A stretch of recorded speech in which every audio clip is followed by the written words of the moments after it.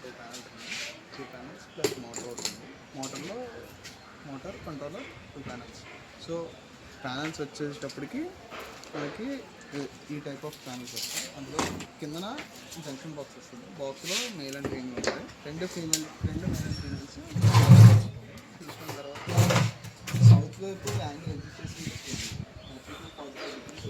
ఆ యాంగిల్లో పెట్టుకుంటే మనకి ఎండ అనేది ఫుల్ పర్ఫెక్ట్గా తగులుతుంది. సో ఇలా పెట్టుకున్న తర్వాత కంట్రోలర్కి మేల్ అండ్ ఫీమేల్స్ వస్తాయి. మనం ఫస్ట్ రెండు ప్యానల్స్కి మేల్ అండ్ ఫీమేల్ కనెక్ట్ చేసుకోవాలి.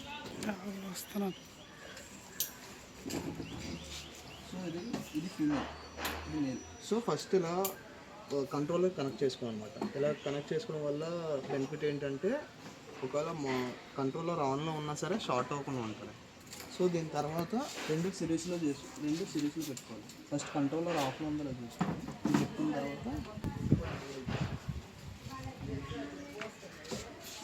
దాని తర్వాత మనకు మోటార్ నుండి వచ్చే కేబుల్, దీని కంట్రోల్ నుండి వచ్చే కేబుల్కి యారోస్ ఉంటాయి. సో ఆ రెండు కనెక్ట్ చేసుకుంటాం. సో ఇప్పుడు మోటార్ మీద ఆన్ చేస్తే సో ఎండ అనేది తగలడం వల్ల మోటార్ మీద మనం చూసుకోవచ్చు.